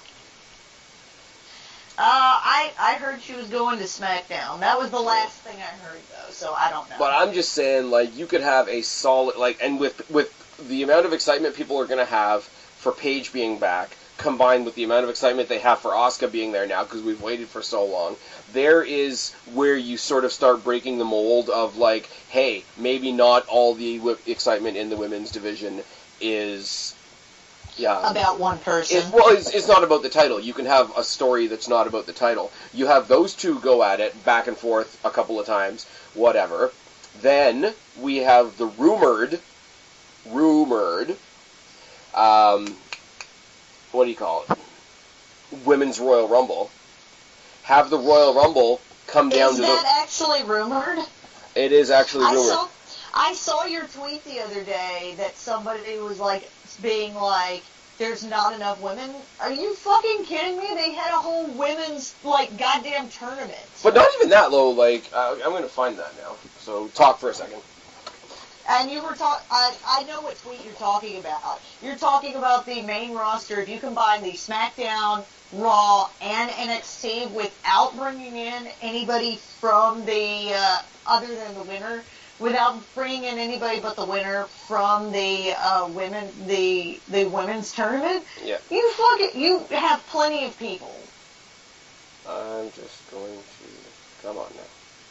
Because I know what tweet you're talking about, yep. And I didn't look at the whole tweet, but I'm going to though. I'm going to make a point out of this for a second. I don't want to, and please bring me off of my pedestal if I am wrong. But I like to feel like, at least in this group, that I am the women's expert when it comes to women's wrestling. Or at least the most enthusiastic about women's wrestling. I'll fight you on that. I'm pretty enthusiastic about the women's wrestling. No, but what I'm saying is, do the Royal Rumble, and it would kind of suck since it's the first Women's Royal Rumble, but have it be like a photo finish between Asuka and Paige, and then have the two of them battle back and forth for the number one contendership one or two more times. Then the GM finally gets sick of it and says, "Fuck it, triple threat match: Alexa, Paige, Asuka, WrestleMania." I don't know how I feel about that, just because I'm really sick of seeing the triple threat women's match at WrestleMania. Yeah, but I mean, you've got the best heel in the company versus the two, the most anticipated debut and the most anticipated return. I don't know. I like the story. I like it. I would like to see a one-on-one at WrestleMania, just because I'm over the triple threat at WrestleMania. Okay, fair enough. So let me change it slightly then. You have a tie at the Royal Rumble. I would still say Asuka and Paige tie in the Royal Rumble. Whatever the in-between pay-per-view is, the Elimination Chamber, Fastlane, whatever the fuck it is, finally they have their, quote-unquote, one last match, and whoever wins that goes on to face Alexa at WrestleMania. I'm okay with that. Okay, so I'm just going to tell you, if we're talking about not having enough women in the WWE for a women's Royal Rumble, because a standard Royal Rumble has 30, right? And people talk about 40 and bring in all the Mae Young Classic people and whatever, but I'm not even saying that. Alexa Bliss, Asuka, Natalya, Charlotte Flair, Nikki Cross, Alicia Fox, Lana, Dana Brooke, Becky Lynch, Carmella, Aaliyah, Ruby Riott, Ember Moon, Sasha Banks, Bayley, Mickie James, Tamina, Nia Jax, Sonya Deville, Kairi Sane, Peyton Royce, Liv Morgan, Tainara Conte, Carmella, Nikki Bella, Brie Bella, Maria Kanellis, Summer Rae, Paige, Emma, Stephanie McMahon if you want to, Billie Kay, Mandy Rose, Zelina Vega, and Sarah Logan. The only one I would take off that list is Brie Bella, because I think she's technically retired. Yeah. But here's the thing, though, if you think about it, and even without that. But even if she is, think about the real Royal Rumble. When was the last time we didn't have one or two former superstars in there as a surprise to spice up the Rumble? I'm sorry, if they do a Royal Rumble for the women, if there's not a run-in by either Lita or Trish Stratus or both, I'm tapping out. If they do, what is the rumor for the Royal Rumble? Are they talking about having a Royal Rumble on the Royal Rumble? Yeah. Pay-per-view? Having two Rumbles. I feel like that's a lot. Even with a lot, I don't know. I don't know how I feel about that because because I feel like you would have to lose time somewhere, and I don't really want it to be in the Royal Rumble match. That's the whole reason But here's the thing, though. That's exactly my point. How much? And I mean, okay, yes, there's exceptions. Daniel Bryan versus Bray Wyatt is the one that comes to mind. But realistically, when we go to preview a Royal Rumble, it's okay, let's get these 2 or 3 matches out of the way, and let's talk about the Rumble. So why not have the Women's Rumble, and I'm saying... I'm just saying, it's a lot of time. It is a lot of time. So I would not mind, and I would like to have a Women's Royal Rumble on the Royal Rumble. I feel like it's a lot, but I would not be super opposed to having, like, a WWE, a network special Royal Rumble, like the problem with that though is it's like all the rest of the pay-per-views. Like the Royal Rumble is the name of the match and it's the name of the show. So you get into that mentality of like, okay, now you want to play up the women to be as equal as the men, right? It's like, well, here's the real Royal Rumble, and we'll just throw the ladies' Rumble over there somewhere. Like that's the feel. You know what I mean? Here's my thing: is that I feel like they would make it the pre-show, and I would hate that more than it being its own, like, we're having this big thing, and like, make it like an NXT show where like people could like go to it and shit. Yeah, I could see that, but I would much rather have it, like, I would much rather have no title matches, basically, just, like, have a quick warm-up match. But I know that they're not going to do that. If they're going to have 2 Royal Rumbles, one of them's getting cheapened, and it's not going to be the men's one. I don't know, they play around with the time on the men's one a lot. Like, it's been 2 minutes, it's been 1:30,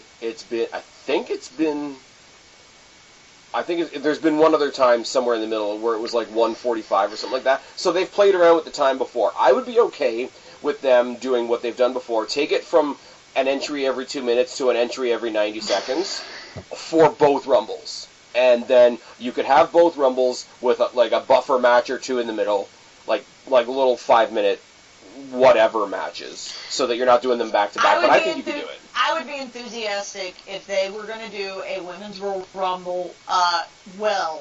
I'm terrified at the idea that they would, that if one match, like, because they're still going to have like a title match unless they do a dumb thing like they did with Roman Reigns, or 1 versus 30 bullshit. Which, by the way, I'm going on a side tangent now. 1 versus 30 is not what it was, fucker. It's 1 versus 29. He's part of the match. Yeah, that is a thing. And I'm sorry, like, I went off on this a while ago in a Q&A. If you win the Royal Rumble, you do not beat 30 people. You survive a match that had 29 people in it. Unless even if you were the person that threw all 29 people out, somebody helped you at some point, and it's not 30. Well, it's just not. You survived a match. But anyway. Like, if you come in at number 30 and you are the winner, you are a putz if you say you beat 30 people. I'm just saying, if they're not going to not have their little title match unless, it's part of the Royal Rumble, which I think is stupid. We just talked about that. You know what's funny, though? Because they like to mimic history occasionally in WWE. Wouldn't it suck if they did the first ever Women's Royal Rumble and the winner was Stephanie McMahon? Wouldn't it suck if they had the first Women's Royal Rumble and it was for the WWE, it was for a women's championship? Yeah. And if somebody from NXT or SmackDown, because clearly they would do it for Raw, if somebody from SmackDown won, then they won the Raw Women's Championship. Actually, they couldn't do it because there's 2 women's championships now. Indeed. And they would have to do it because the last time there was a brand split, a couple of times it was, okay, you win the Royal Rumble, you get your main event match at WrestleMania, now you choose what title you're going after, and if that meant going to the other show, it meant going to the other show. But then they sort of morphed it into, if you win the Royal Rumble, you go for the title of your show. Your show. So if the last 2 people were, say Bayley and Becky, they're fighting for the chance to go for 2 different titles, which is kind of weird. That is weird. Anyway. That was a tangent. I'm crazy because I think they're going to fuck over Asuka and have Emma win because I have that much faith in WWE's stupidity. I agree that you're crazy. Do you agree with the potential that they are that stupid? I I don't think you bring up somebody that Triple H is so dedicatedly behind and then have her lose. They upgraded Asuka to the main event roster against Triple H's wishes, so I don't think that part matters. But she is somebody that he is incredibly behind. So whether they took her from the show or not, he is still a very large force behind her. I don't think they bring her to the main roster and fuck her over and make NXT look bad. Yeah, but okay. So my response to that is I want you to be right on that. First of all, second of all, like before the CWC was even over, Triple H walked out to the ring and personally endorsed Cedric Alexander. Cedric Alexander hasn't even had a title shot. NXT champion Kevin Owens walks out and destroys John Cena and steps on the WWE United States Championship. For every Kevin Owens, there's a Tyler Breeze, and a Ty Dillinger, and an Ascension, and a Bo Dallas. Tyler Breeze, Ty Dillinger, and an Ascension. They are not Asuka. Asuka's arguably one of the biggest things on the show. Ty Dillinger could be Asuka. Ty Dillinger, don't kid yourself. Ty Dillinger is not Asuka. Nobody is ready for 10. I would have maybe been on your side a little bit if you were like, Ascension was pretty big. Because they were the longest reigning NXT tag team. Oh, Ascension were monsters in thing. I'm so worried that they are going to, like, fuck up Ember Moon when Ember Moon comes up. I'm not saying that after she wins and beats Emma tonight that they aren't going to completely fuck up Asuka. Tomorrow night, they're not doing it the first night.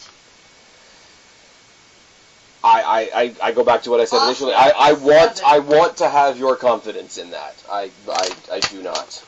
And do you want to know why I do not? Go ahead. Because of the next match we're going to talk about. The Demon versus Sister Abigail. Except that it's not happening. But if it were happening. Oh my Christ. We're going to talk about this like it is still happening for a second. Can we not? Because it's not. We have been saved from this awfulness. Have we, or is it postponed until Survivor Series? I choose to believe that we've been saved. That I prayed to the almighty Chris Jericho to save us. Save us, Y2J. He granted my wish. Can we talk about the fact that after all these, 5 years of hearing about Sister Abigail, this big mythical, deity, that it ended up being Bray Wyatt in drag? Bray Wyatt with a really creepy Snapchat filter. When all of this started, essentially saying, if Sister Abigail is Bray Wyatt in drag, I'm out. But it is, though. It's Bray Wyatt playing with Snapchat filters. And it's like, I have no...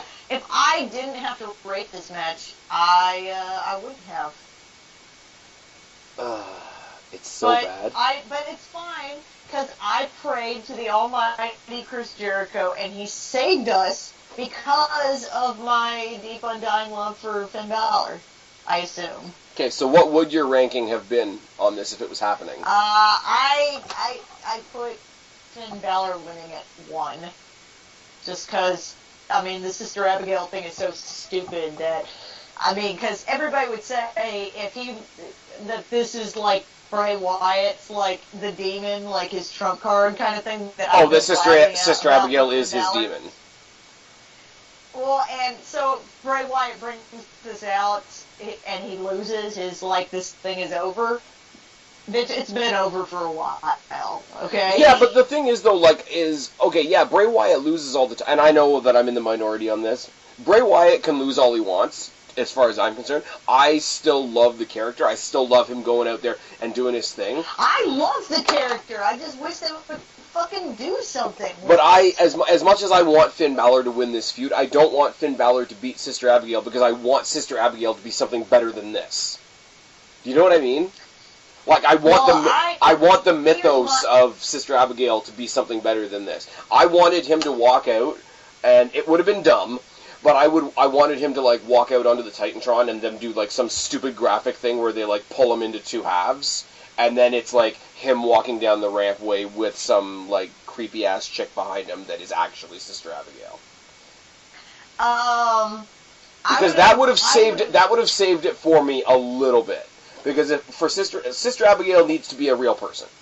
I'm sorry, but she does. Here's what deep in my heart I wanted for Sister Abigail, and I know they would never fucking do this. This is some like 90s like Resident Evil like. Did you play Resident? Did you see or play Resident Evil 7? I think is the newest one. I've never played any of the games. I have all the movies. Okay, well, in the newest Resident Evil game, spoiler alert, everybody, I'll try not to spoil the game too badly for you. So you know, in every Resident Evil character, you're almost every Resident Evil game. In this one, you're this guy who his wife is trapped in this creepy mansion. You know, Resident Evil shit happens. So zombies do zombie things. Well, sort of zombies. You end up in this creepy Louisiana mansion with these hillbillies that are like infected with stuff. As you're playing the game, every once in a while you'll walk into a room and there's this grandmother character who doesn't. She moves around the house, but you don't ever see her move. You just kind of open the door and she's there in that room, and she doesn't do anything. She's just kind of there, creepily looking at you and everything, until the end of the game, which I won't spoil. She just bees there. She's there, and she's creepy. So what I really wanted was something kind of like that for Sister Abigail. Now, what I mean by that is, he unveils Sister Abigail, and it would have to be in, like, it wouldn't work live. It would need to be, like, a video package, like a promo thing. Yeah. And it would be, like, this decrepit old, and it could be so, it could even be, like, a mummified, like, person, like a dead person. Something like that, this, like, almost, like, idol thing that was maybe a real person at one point.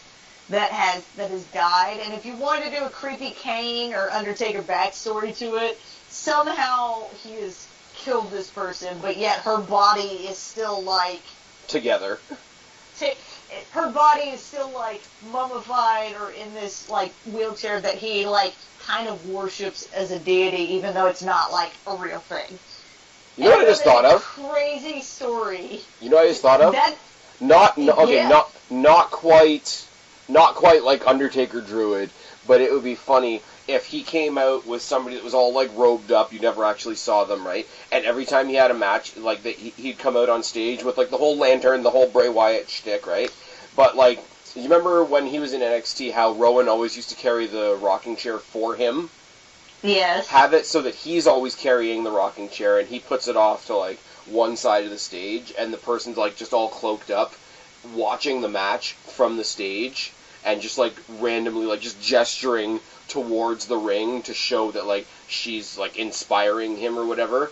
And then just, like, right before the match is over, every time, there's, like, a flash, and she disappears. And she's gone. And the Oh, that would be awesome. And but, like, the empty rocking chair, like, sends Bray Wyatt over the top. Like, just, like, makes him lose his shit. And that's how he... Kind of like the Ken Shamrock snapping moment in the match. Mm-hmm. But, like, every time, she, like... helps him through like half the match and then disappears. And then I would want her to make it through the whole match, and then after he wins the match, the lights go out and you see just the rocking chair, and it's still like fucking rocking. Yeah, I want it to be kind of like sort of present the reality that there's nothing actually there, that this is Bray Wyatt's delusion completely, but during the course of the match, the crowd is all in on his delusion. I would fucking love that. That would be great. Which means it's not going to happen.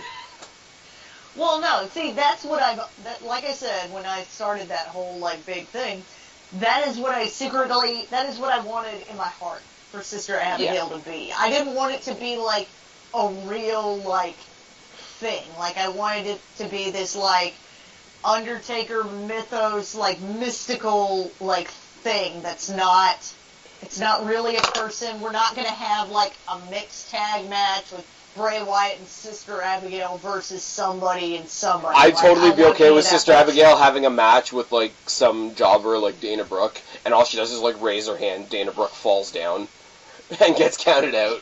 Like, do some cheesy shit. That's too cartoony for me. I can't. But, like, that's some horror movie shit. Like, there's such a thing as good cheese.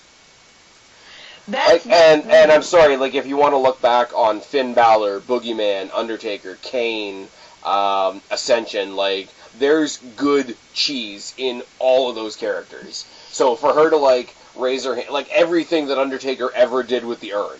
Ever.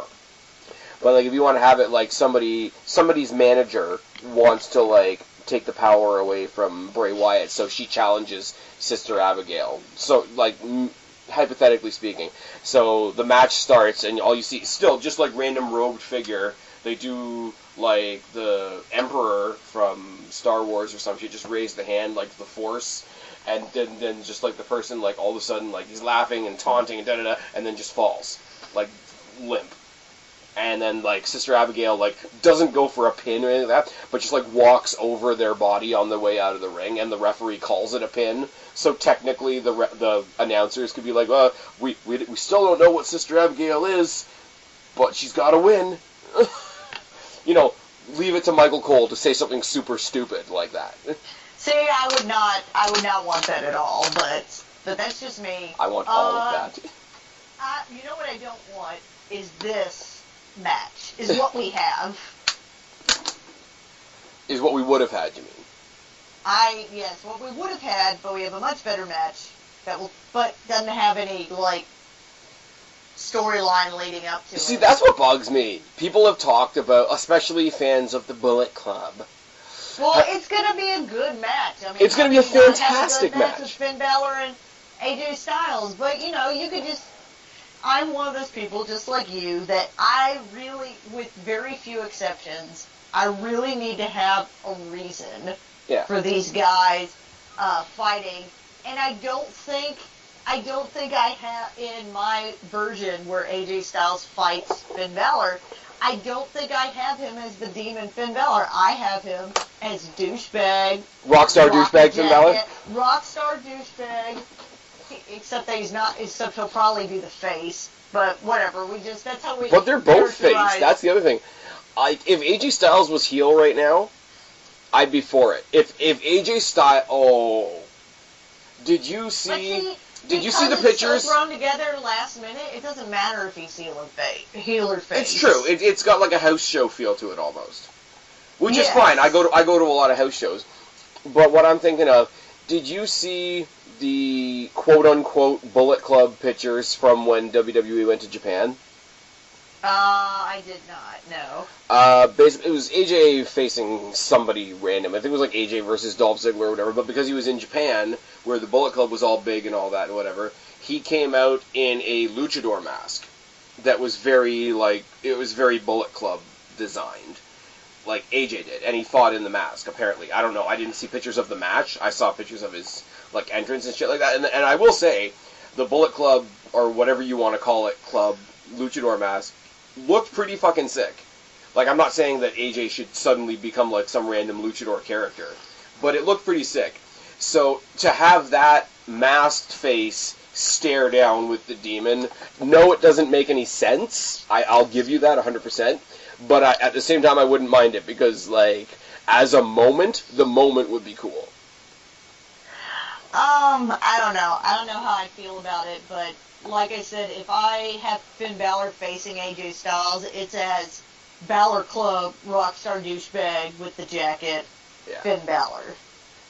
Yeah. I want it to be like this. I want it to be like, when we talk about, like, guys that are faces but cheat anyway because it's, like, fun for the audience almost, like, when you talk about the, like, an Eddie Guerrero versus a Ric Flair, it's like they're both kind of faces, they both cheat, the crowd loves it from both of them, so it's all very neutral. I want to see these two guys tomorrow night. I want to see them go in and still be baby faces, and they'll both still get their pops from the crowd. I want them to be cocky as hell to each other, though.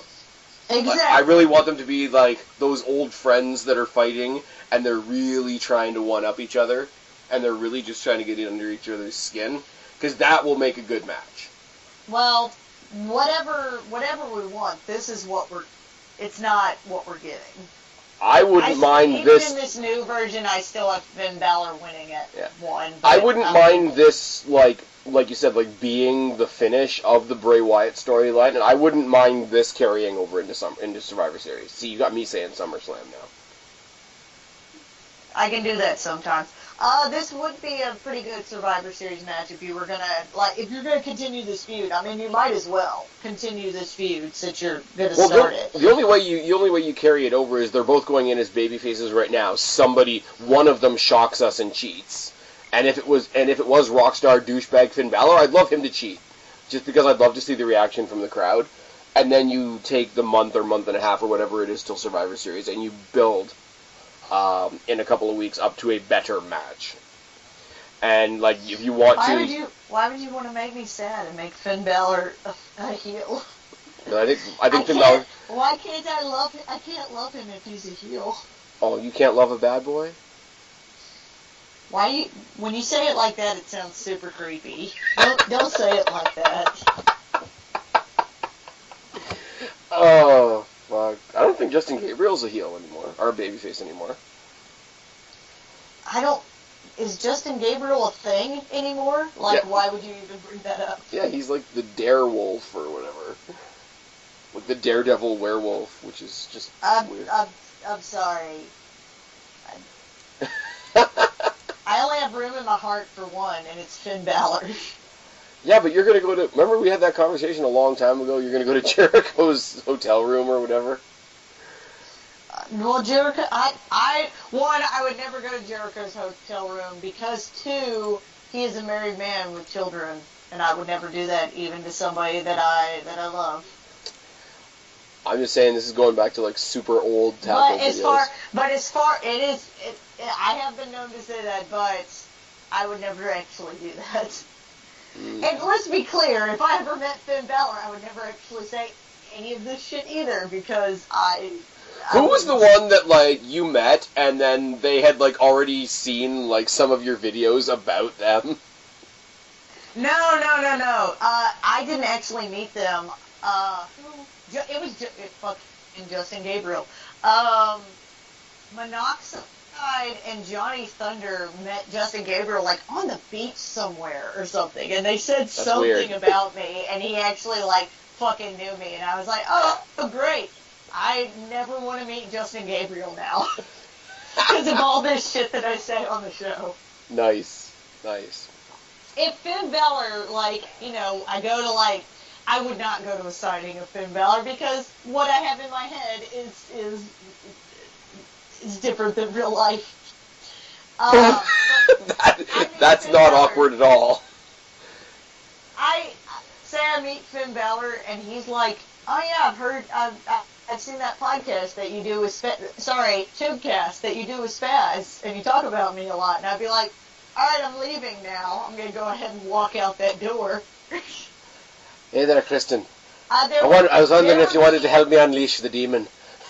There would be no blood in my body because it would be in my face because I'd be so embarrassed. I would be super embarrassed. I couldn't fucking handle it. I kind of want that to be a thing now. I would collapse from blood loss, but not how dudes collapse from blood loss. My limbs would not have any blood to hold me up anymore. I say you're the black cat that wants to help me unleash my demon. Don't do it. You're not good at the Irish accent. Just don't do it. I'm not Irish, so there's that. Oh fuck. if this match was happening, I had Sister Abigail at 6, because I'm an idiot, so there's that. No argument here. Alright. And the main event of TLC, the TLC match that's not a TLC match. As I say, we're going to talk about the match the way it was going to be, and then we'll talk about the change. The Shield, the reunited Shield, versus, and get your parchment paper out, The Miz, Sheamus, Cesaro, Braun Strowman, and the return of Kane. Fuck me. That is a hodgepodge of people. Like, without Braun Strowman and Kane? Does Miz not have the Miz-tourage anymore? I think he did. He originally, like, they were doing a thing that was like Miz and the Miz-tourage versus the Shield, and then I think they realized, but yeah, nobody cares about the Miz-tourage. So they got in the bar. And, like, yes, it's still hodgepodge, but the Shield versus Miz and the Bar could have been an amazing match. And Miz is great at... The Shield would definitely win, because why bring back the Shield if you're not going to have them win on their first night back? Well, for sure, but, like, okay, Rollins is great, Ambrose is great, Roman is good at what he does. We'll leave that to the side for a second. And Roman is brought up to a good level when he's next to Rollins. No, Roman has limited things that he does well. And he does them very well in the Shield, which is stand there, be intimidating, and say the short, to the point. It doesn't have to be short, but to the point one-liners.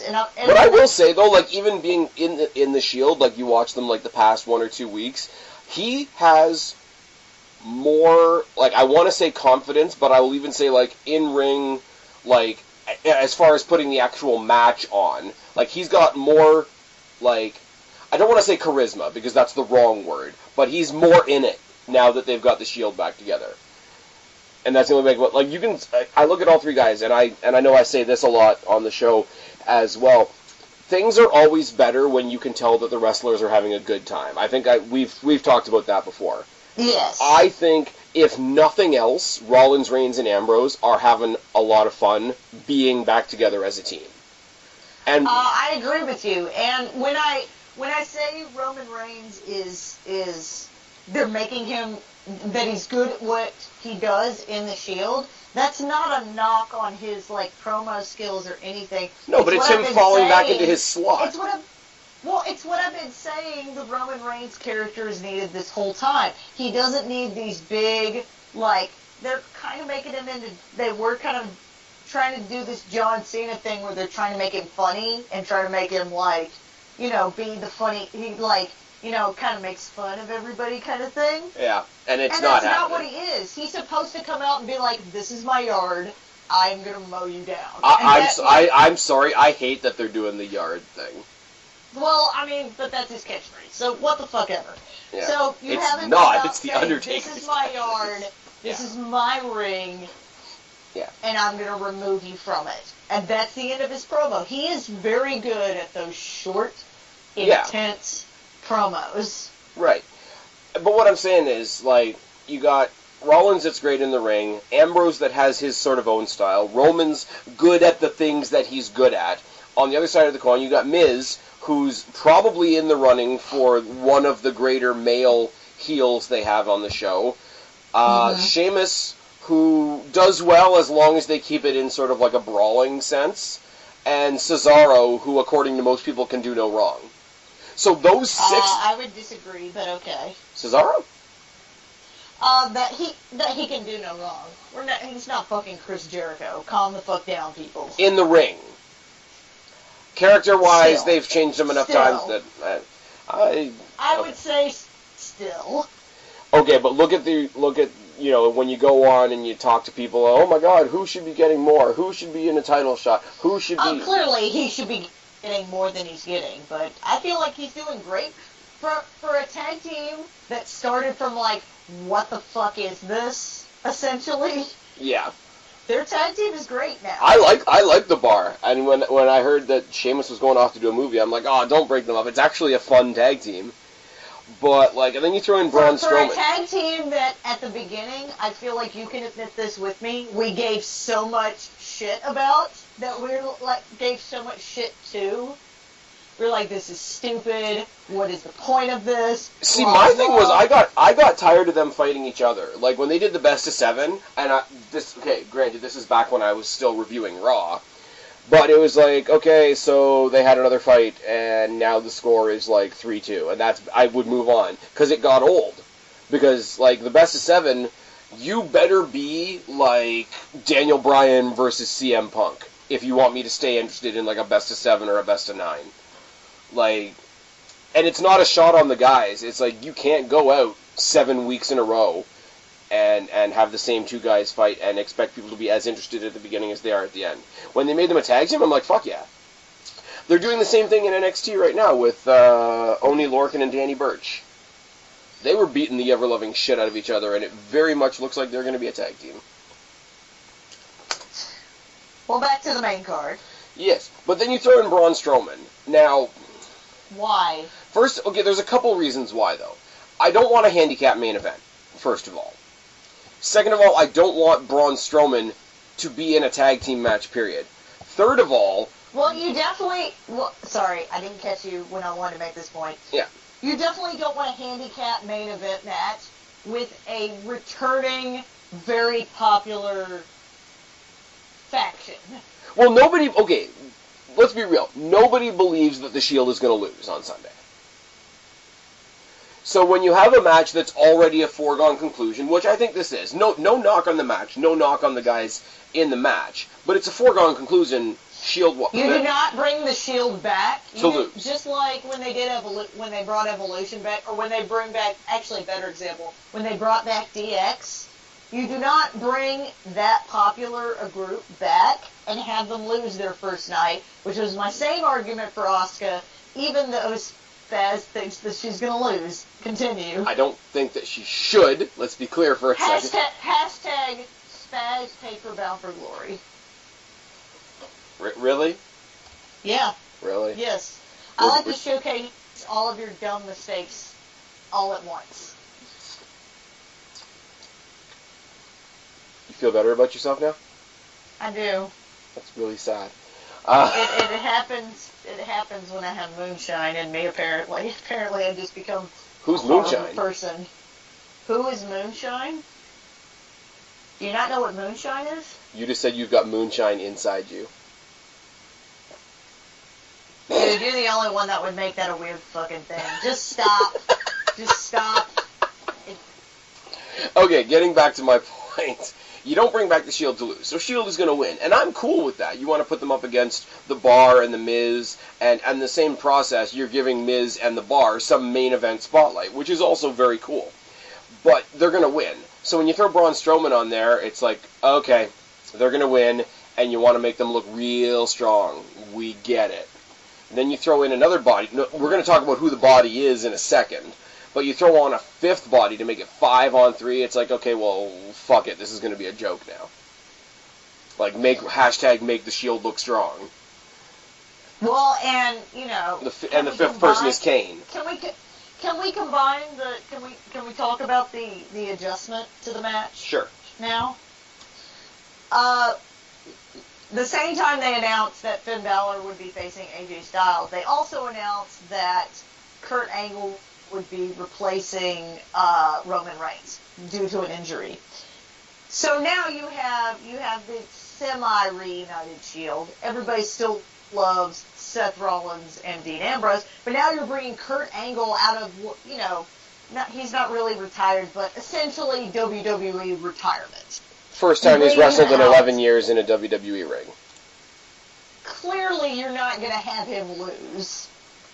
Or, you know what, though, like, and I'm not saying that this is going to happen. If they were going to beat the Shield, they would do it here, only so that the Shield can come back and be like, well, you didn't beat the whole Shield, but I still don't think it's going to happen. And if they did beat this, they could have the, excuse the pun, angle of saying, you know, you don't beat down a legend like Kurt Angle without consequences. Because they're all face at this point. But, like, there's so many other things that could happen. I mean, like, when they were arguing, when Miz was arguing with Kurt Angle about, like, well, Dean Ambrose said this, so we should have a 4-on-3 advantage. Well, Dean Ambrose said this, we should have a 5-on-3 advantage. You don't need to argue with Kurt Angle over a numbers advantage in a match that has no disqualifications and you can bring whoever the fuck you want. Agreed. Also, it's a tag team TLC match that's for no titles, and it's not a TLC match. A TLC match, let's be real, if you want to take it back a step, is a glorified ladder match. The idea being, fight through the chairs, fight through the tables, climb the ladder, grab the gold. There's no gold. This isn't a TLC match. This is a lopsided brawl with substitutes. And I guarantee this is a no disqualification match. But it's not even a it's a brawl where somebody's going to get pinned eventually. I guarantee you Jason Jordan is going to come in and quote-unquote help his dad. Or turn on his dad and make it like 6-on-3. When Spaz was talking about, you know, they've changed the matches so much, there's no point in doing the game this time. I was looking over my card and I was thinking the same thing, and then I looked at my card and I'm like, I still have the same fucking people winning at the exact same fucking spot. Even with Angle instead of, you know, the whole reunited Shield, I still have them winning at a 6. Yeah, I have Shield winning at 7.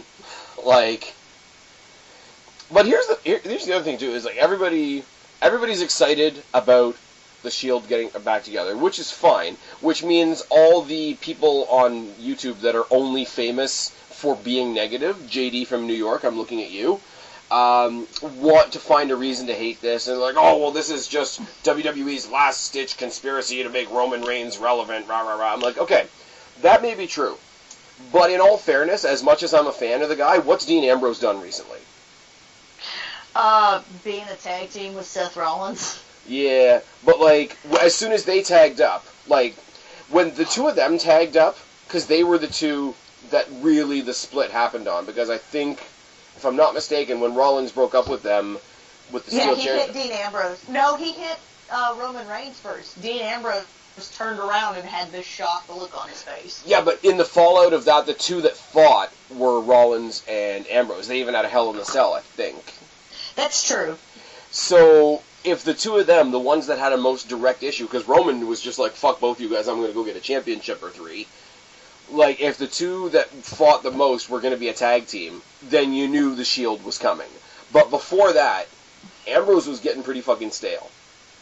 Rollins, as much as we were getting great matches out of him, when they took him out of the title picture, he was kind of floundering a little. He was floundering and having great matches, but, like, what realistically was he doing? So I think all three of the guys sort of hit a stale point. So when the people are out there, it's like, oh, well, WWE had to go save Roman, and it's like, well, yes, that's true, but it's also true for the other two, so why don't you not be a hypocrite? Well, and here's the deal. If they're doing this solely as a stunt to save Roman Reigns, to try and make him likable, yeah.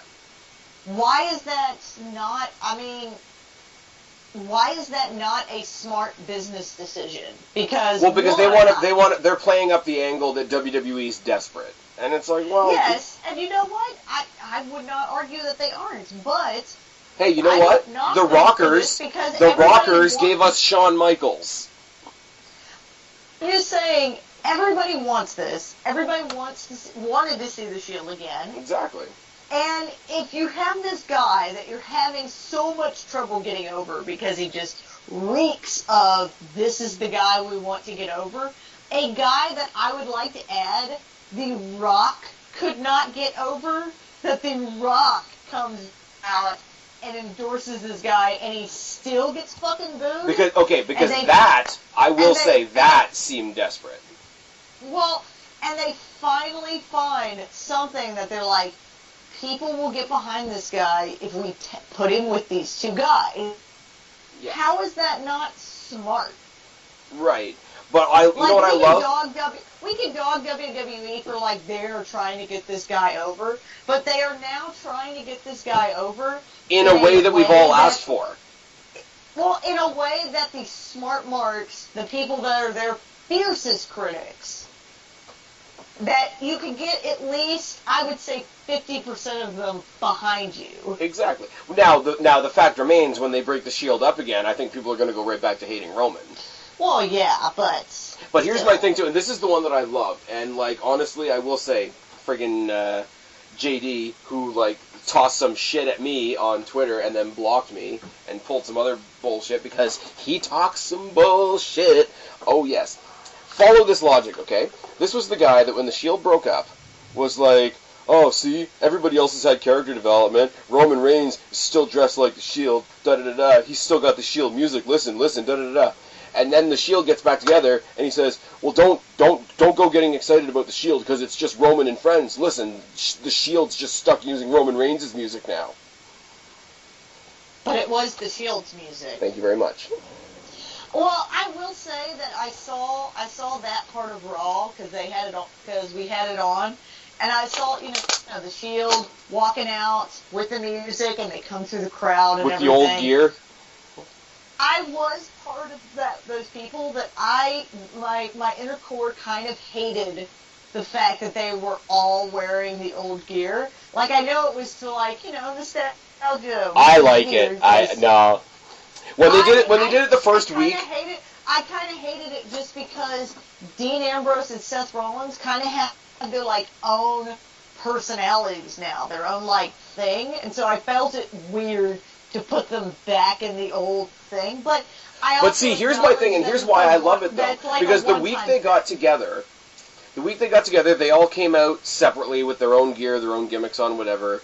They had their little scuffle with Miz and the other guys, and then later on in the night when they came to beat up Braun Strowman, suddenly they all had they just got back together, and then later on in the night they had these, all came out in, matching brand new Shield t-shirts, right? Which was a little cheese, I'm not gonna lie. That's super cheese. But, it's one of those, yeah, I can go off be me, he can go off be him, he can go off be him, but it's just if we're in this, we're in this, and that means this. And it's the whole, it's tacky, but it's that force mentality. It's you're gearing up for war. And, I mean, let's be real for a second, they're probably going to take a couple of spots where they want to be wearing a little bit more on their torso than just a t-shirt. That's also a thing.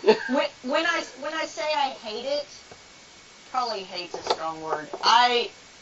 On a side tangent, I rag my nephews all the time about using the word hate, because they're at that age where they say, I hate this, I hate that, kind of thing. Right.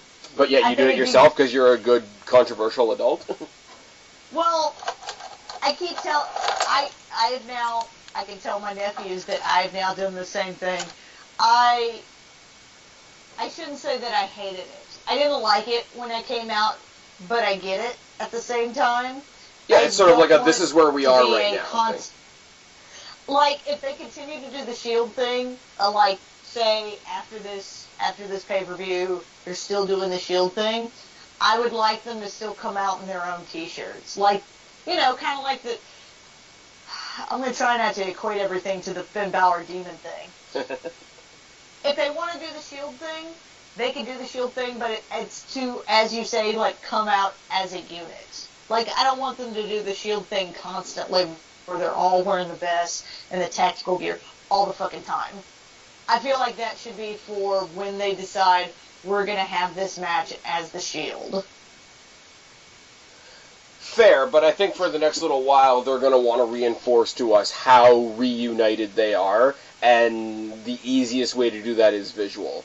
And I think there has to be a mentality, too, of, Seth Rollins can be Seth Rollins, Ambrose can be Ambrose, Roman can be Roman, but, they become Roman in the Shield, Seth in the Shield, Ambrose in the Shield, while the Shield is a thing. I don't mind it. I think it's kind of cool. It kind of reinforces it. Like, even if they go on and they're doing their tag team title thing, or they're doing like a singles pursuit, like, you know, Rollins goes for the IC title or whatever, and it's like, hey, right now we're still in this type of thing. Like AJ Styles, even though the Bullet Club isn't a thing in WWE, his gear still kind of looks pretty Bullet Club from what I've seen. Like Balor, he's coming out with like the Rockstar douchebag jacket. It's a Balor Club, even though there's no club per se, unless they do something with Gallows and Anderson. Like, it keeps it in the back of the mind, and I don't mind that so much. And I hate people just coming out in their merch. Like, it looks like shit. Like, when they're coming out for a match. Like, you gotta have ring gear. You gotta be like friggin', what's his name, Bobby Roode coming out in his wrestling gear and the fucking robe and the whole bit. Or like you say, Demon Balor ain't coming out in a Demon Balor t-shirt. He's got the whole fucking, like, dreadlock hat on and shit like that. I don't like guys just coming out in their merch, period. I think it looks tacky as hell. Looks like they're coming out in a t-shirt tucked into their underwear. I got nothing else, man. I wish I was more excited about the return of Kurt Angle. Like, fuck. We knock a lot about people bitching for the sake of bitching. So I'd like to reinforce, I like that the Shield's coming back. I get why the Shield's coming back. I'm knocking the people that are knocking it. Like, that's my thing. I understand the like you brought up, they're all kind of in a stale point in their career, and bringing them together will kind of reinvigorate them.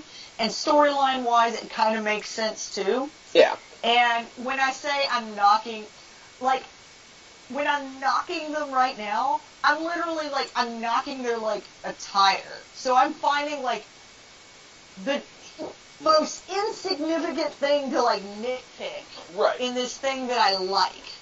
Right. Trying to find, like, and if them coming out in the tactical gear is, like, my one hang-up about the Shield, like, that's nothing.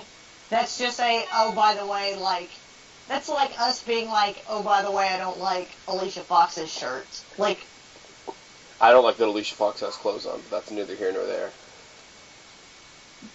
Why'd you have to go there, man? I was trying to make a serious point, and then you... I'm done. Okay, I'm done.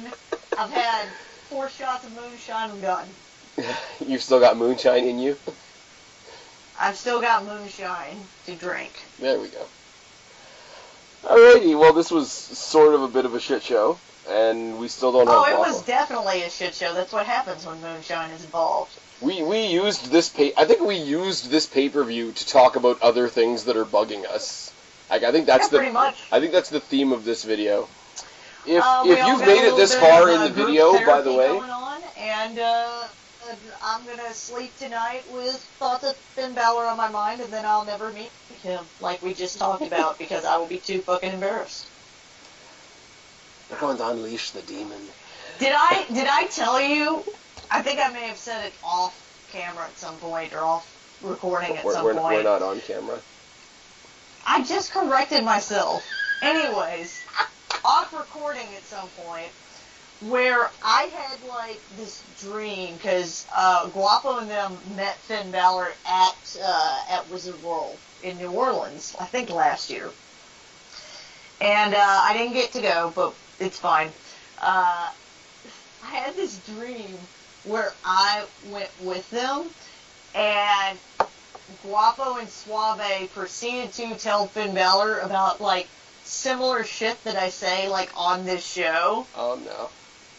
And then I had to tell Finn Balor, excuse me for a minute while I murder these 2 idiots.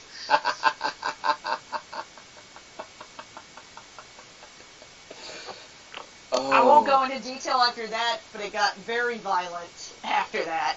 Are we lucky to still have a Guapo? Pretty much. Actually, we haven't heard from Guapo in, like, 2 months, so... It was such a vivid dream at that point that the next morning I woke up and I called Guapo and I said, if you ever come with me and we meet Finn Balor, you better not say fucking thing that I've said on that show, or I will kill you. And Guapo's probably like, what? Pretty much, yeah. What happened? I love when we get to the end of these videos and we just start, like, sharing stories and whatnot. I don't know. I'm going to bed now. Yeah. I'm going to look forward to to Survivor Series, where we're hopefully getting, like, a lot of heel Sami Zayn, which is, like, one of the high points of main roster WWE right now. I don't know. I'm just looking forward to the NXT show, if I'm completely fucking honest with you. Like, we're going to get some good matches this Sunday, but I don't give a shit about this show. I usually start off these videos with, hey guys, are we excited for fill in the blank? I didn't even bother. That's true. Because fuck it. Like... Anyways, I guess we're kind of done. Why don't you tell these lovely people where they can find you? There's nothing else to do. You can... I assume this is the part of the show where we shell ourselves out. If you're going to look for me, you can look for me on, I still have a YouTube channel, though it's not been updated in a while, but, you know, maybe I'll find some time to do that, on the Black Cat Feline on YouTube. But where I'm more active, you can find me on Twitter at Black Cat Feline. You can find me on Instagram at Black Cat Feline, where I'm sort of getting, like, a weird, like, amount of followings. Like... On Instagram? Do you not... Yeah, do you know who the Completionist is? He's like a big video gamer YouTube personality. Nope.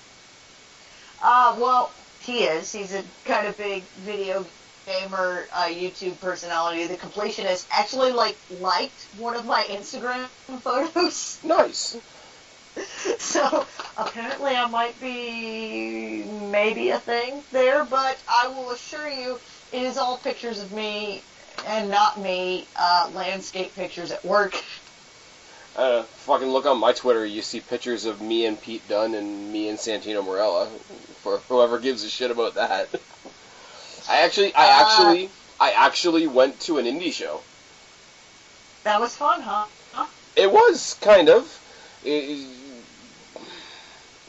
was not a well-ventilated location, I'll just say that. Well, no, it never is. But, no, I will say, for an indie show, and I didn't really know anybody, but there was a lot of comedy-type wrestling, which was a lot of fun. The main event was Pete Dunne, WWE's current UK champion, taking on John Morrison, who I've never had a chance to see live before. So that was pretty fucking sweet. And my sister-in-law's sister had John Morrison land in her lap. So that was also... That's not a bad thing to have happen. That's very entertaining, as far as I'm concerned. Just watch everybody else be awkward and be like, yep, that's just how that goes. But yeah, no, I think this is the end. Yeah. I got to... Like I say, I got to meet Pete Dunne. I got to shoot the shit with Santino Marella for a little bit, which was kind of cool. It was hosted at his gym. So... You know, it is what it is. But, yeah, for all the times that I've ever been on here talking about somebody that's about to come to NXT and being like, hey guys, I don't go to the indies, you gotta tell me who this fucker is, or whatever the case may be, I've been to exactly one indie show now, so that's a thing. Hooray!